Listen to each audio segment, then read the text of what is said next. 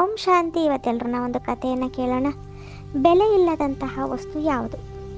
ಆಗ ಒಂದು ದಿನ ಒಬ್ಬ ಗುರು, ಆ ಗುರುಗೆ ಇಬ್ಬರು ಶಿಷ್ಯರಿದ್ದರು. ಅಂದಾಗ ಒಬ್ಬ ಶ್ಯಾಮ, ಇನ್ನೊಬ್ಬ ರಾಮ. ಆಮೇಲೆ ಎಲ್ರಿಗೂ ಅಂದರೆ ಆ ಒಂದು ಶಿಷ್ಯರ ಒಂದು ಶಿಕ್ಷಣ ಮುಗೀತು. ಅದಾದ ನಂತರ ಗುರು ಏನು ಮಾಡ್ತಾನೆ, ನಿಮ್ಮ ಒಂದು ಶಿಕ್ಷಣ ಮುಗೀತಲ್ವಾ, ನಿಮಗೆ ನಾನು ಒಂದು ಬುದ್ಧಿ ಪರೀಕ್ಷೆಯನ್ನು ಕೊಡ್ತೀನಿ, ನಿಮ್ಮ ಬುದ್ಧಿವಂತಿಕೆ ಎಷ್ಟಿರ್ಬೋದು. ಆಗ ಅವನೇನು ಮಾಡ್ತಾನೆ, ಗುರು ಒಂದು ಪ್ರಶ್ನೆಯನ್ನು ಇಡ್ತಾನೆ, ಈ ಒಂದು ಜಗತ್ತಿನಲ್ಲಿ ಬೆಲೆ ಇಲ್ಲದಂಥ ವಸ್ತು ಯಾವುದು ಹುಡುಕ್ರಿ ಅಂತ. ಆಗ ಅವನೇನು ಮಾಡ್ತಾನೆ, ಒಬ್ಬ ರಾಮ ಒಬ್ಬ ಶ್ಯಾಮ ಅಲ್ವಾ. ಶ್ಯಾಮ ಏನು ಮಾಡ್ತಾನೆ, ಅಯ್ಯೋ ಇನ್ನೂ 2 ತಿಂಗಳು 3 ತಿಂಗಳು ಟೈಮ್ ಇದೆಯಲ್ಲ ನೋಡೋಣ ಅಂತ ಏನು ಮಾಡ್ತಾನೆ, ಅವನು ಹೋಗಿ ಅವ್ರ ಮನೆಯಲ್ಲಿ ಅವನು ಕೆಲಸ ಕಾರ್ಯದಲ್ಲಿ ಬ್ಯುಸಿ ಆಗಿಬಿಡ್ತಾನೆ. ಆದರೆ ರಾಮ ಇದ್ದವನು ಅವನು ಯಾತ್ರೆ ಮಾಡ್ತಾ ಕಾಶಿಗೆ ಹೋಗ್ತಾನೆ, ಎಲ್ಲ ಪುಣ್ಯ ಕ್ಷೇತ್ರಗಳನ್ನು ಸುತ್ತಾನೆ, ಮತ್ತು ಎಲ್ಲ ಈ ಜಗತ್ತಿನೆಲ್ಲ ಅಂದರೆ ಮನುಷ್ಯನೆಲ್ಲ ನೋಡ್ತಾನೆ, ಕೆಲವ್ರನ್ನ ಕೇಳ್ತಾನೆ. ಆದರೆ ಬೆಲೆ ಬಾಳದಲ್ಲೇ ಇರೋವಂಥದ್ದು ಯಾವುದು ಇರೋದೇ ಇಲ್ಲ, ಅವನಿಗೆ ಗೊತ್ತೇ ಆಗಲ್ಲ.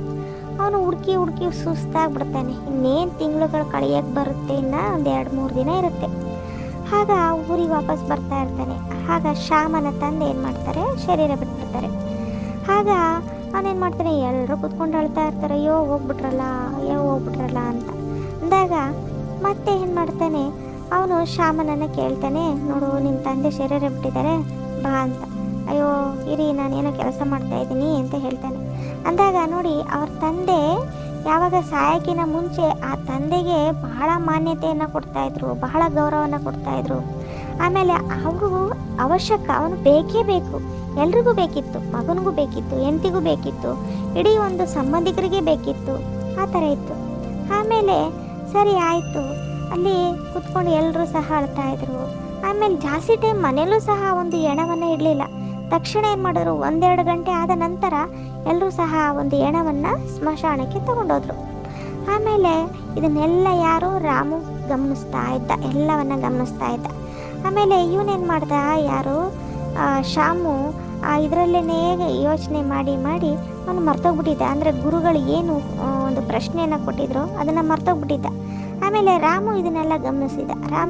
ಗಮನಿಸಿ ಏನು ಹೇಳ್ದ, ಯಾವಾಗ ಗುರುಗಳ ಹತ್ರ ಬಂದ್ರಲ್ವ ಇಬ್ರು, ಆಗ ಕೇಳಿದ್ರು, ನೋಡು ನೀವೀಗ ಇಬ್ರು ಹೋಗಿದ್ರಲ್ಲ, ಏನು ನೀವು ಆ ಒಂದು ನಾನು ಕೇಳಿದಂಥ ಪ್ರಶ್ನೆಗೆ ಯಾರಿಗೆ ಉತ್ತರ ಸಿಕ್ತು ಅಂತ.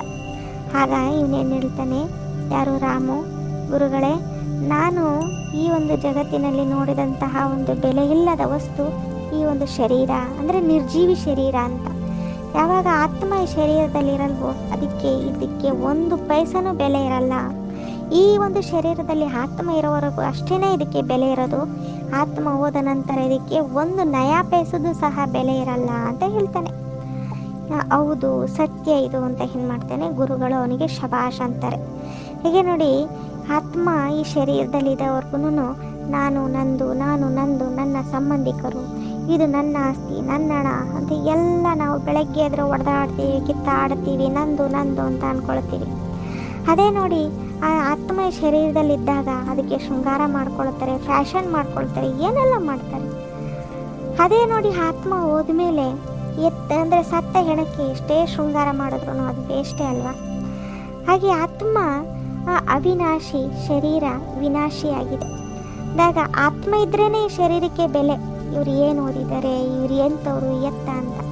ಆತ್ಮ ಹೋದ್ಮೇಲೆ ಅವರು ಓದಿರೋದು ಇಲ್ಲ, ಅವರ ಹತ್ರ ಹಣ ಆಸ್ತಿ ಸಂಪತ್ತು ಏನಿದ್ರೂ ಬರಲ್ಲ.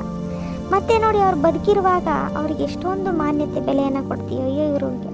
ಅದೇ ಆತ್ಮ ಎದ್ದೋದ್ಮೇಲೆ ಎಣವನ್ನು ನಾವು ಒಳಗಡೆನೂ ಇಟ್ಕೊಳ್ಳಲ್ಲ, ಮತ್ತು ಅದನ್ನು ಜಾಸ್ತಿ ಟೈಮು ಸಹ ಇಟ್ಕೊಳ್ಳಲ್ಲ. ಸ್ವಲ್ಪ ಏನಾದರೂ 1 ದಿನ ಅಷ್ಟೇ, ಅದಾದ ನಂತರ ತೊಗೊಂಡು ಏನು ಮಾಡ್ತೀವಿ, ಅಯ್ಯೋ ಎಣ ವಾಸನೆ ಬರ್ತಾ ಇದೆ, ತೊಗೊಂಡೋಗಿ ಸುಟ್ಟಾಕ್ರಿ, ಇಲ್ಲಾಂದ್ರೆ ಊತಾಕ್ರಿ ಅಂತೀವಿ. ಹಾಗೆಯೇ ಬದುಕಿರೋವ್ರಿಗೂ ಅಷ್ಟೇ ಈ ಒಂದು ಶರೀರಕ್ಕೆ ಬೆಲೆ. ಇದರಿಂದ ಹೋದ್ಮೇಲೆ ಯಾವುದಕ್ಕೂ ಬೆಲೆ ಇರಲ್ಲ. ಅದಕ್ಕೋಸ್ಕರ ಬಾಬಾ ಹೇಳ್ತಾರೆ, ಮಕ್ಕಳೇ ಎಲ್ಲ ಒಂದು ಮಮಕಾರವನ್ನು ಬಿಟ್ಬಿಡಿ, ನನ್ನೊಬ್ಬನನ್ನೇ ನೆನಪು ಮಾಡಿ ಅಂತಾರೆ. ಇವತ್ತಿನ ಕತೆ ಇಷ್ಟ ಆದಲ್ಲಿ ಲೈಕ್ ಮಾಡಿ ಮತ್ತು ಶೇರ್ ಮಾಡೋದನ್ನು ಮರಿಬೇಡಿ. ಓಂ ಶಾಂತಿ.